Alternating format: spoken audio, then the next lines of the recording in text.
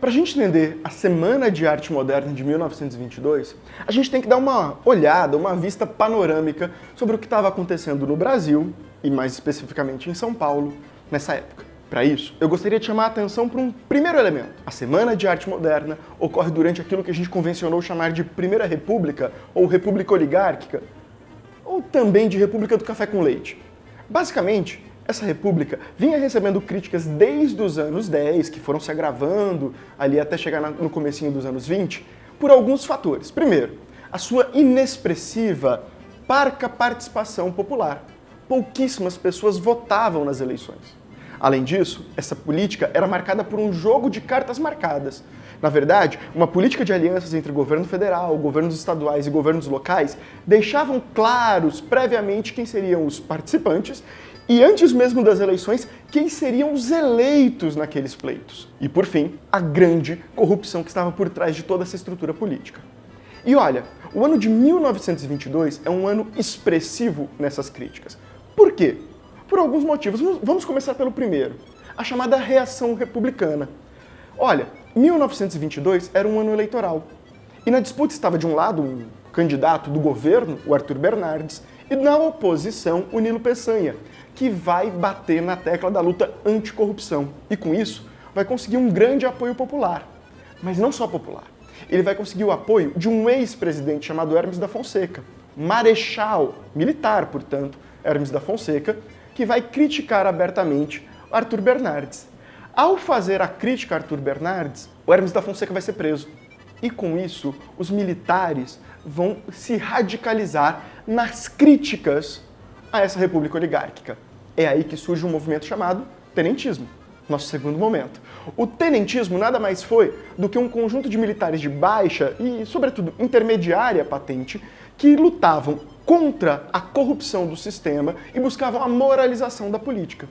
Os tenentistas, inclusive, em 1922, vão fazer um grande movimento chamado 18 do Forte de Copacabana, no qual 18 pessoas, 16 militares e 2 civis, vão lutar contra as forças do governo e vão desembestar uma série de levantes militares que vão dar início a esse movimento fundamental de luta contra a corrupção e pela moralização do sistema. Ao mesmo tempo, a gente tem que dar uma olhada no que está acontecendo em São Paulo.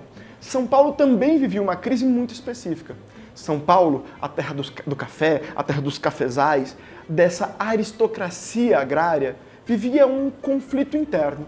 Porque ao mesmo tempo que você tinha uma elite burguesa cafeeira, você também tinha a ascensão da indústria. A indústria vinha se fortalecendo. Isso fica muito evidente, por exemplo, quando a gente olha um pouquinho para trás e vê a grande greve de 1917. Isso fica evidente quando a gente vê o fortalecimento do movimento anarquista nas primeiras décadas do século XX.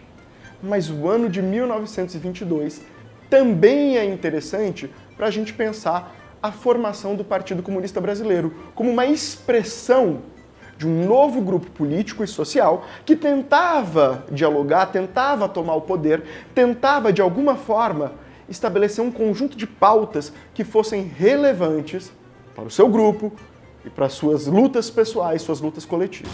Um outro ponto fundamental para a gente poder entender a importância do ano de 22 é sacar o seguinte: em 1922, se completava o chamado centenário da independência. Antes da gente chegar na importância desse ponto, deixa eu fazer uma reflexão com vocês. Quando é que começa o Brasil? Essa pergunta é difícil e existem diversas respostas possíveis, desde com a chegada dos índios, a chegada dos portugueses. Olha, é muito complexo e muito difícil estabelecer uma única data, mas no mínimo a gente pode dizer o seguinte, que com a independência do Brasil em relação a Portugal, a gente começava a constituir o Estado brasileiro. E já que temos um Estado brasileiro, há também a necessidade de constituir a nossa identidade. E é justamente por isso que, ao longo do século XIX, vários projetos identitários foram sendo constituídos para tentar formar o que seria ser brasileiro. O que nos torna brasileiro? É isso. O primeiro deles, sem dúvida nenhuma, começou lá em 1838, com a fundação do Instituto Geográfico Histórico Brasileiro, o IHGB.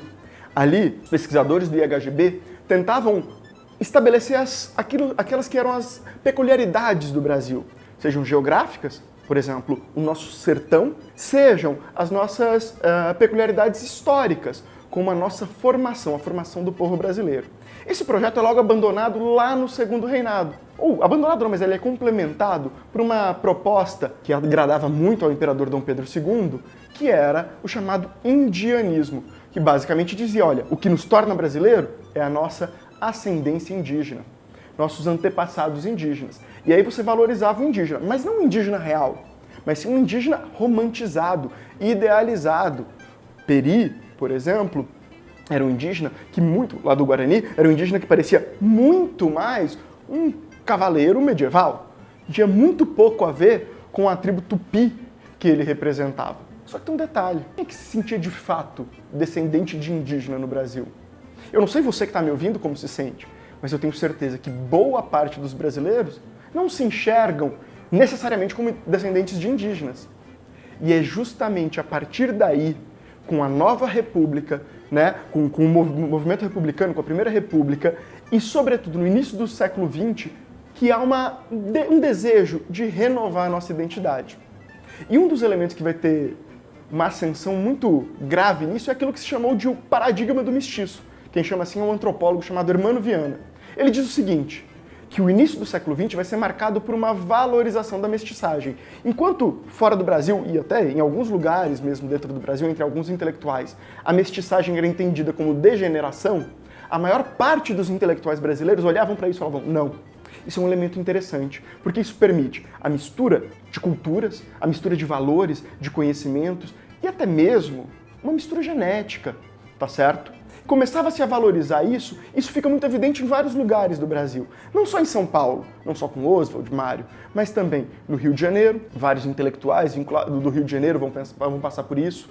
O Gilberto Freire em Pernambuco, que já nos anos 30 vai se consolidar como grande intelectual defensor da mestiçagem. É justamente a partir dessa formatação, dessa nova formatação da identidade, que mistura elementos da mestiçagem, elementos da cultura popular, tudo isso que vai criar a base para a formação de uma nova noção de Brasil, uma nova noção de brasilidade, que vai ser expressada justamente na Semana de Arte Moderna de 1922.